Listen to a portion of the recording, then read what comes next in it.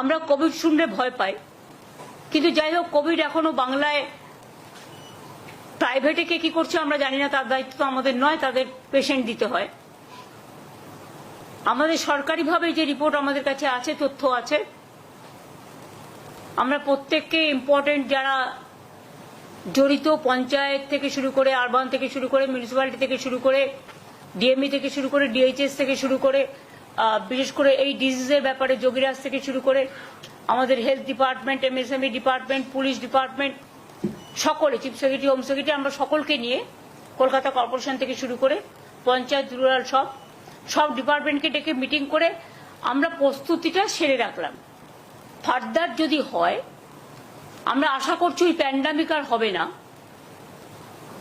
কারণ WHO already বলে দিয়েছে it is not pandemic, it is endemic, এরকম কিছু একটা শুনেছি। I may not be correct, please cross check. কিন্তু আমরা যেটা মনে করি যে সতর্ক আমাদের থাকতে হবে, কোনো প্যানিকই ক্রিয়েট করা নয়। যদি বাই চান্স সেরকম কিছু হয়, আমাদের প্রস্তুতি তৈরি থাকবে।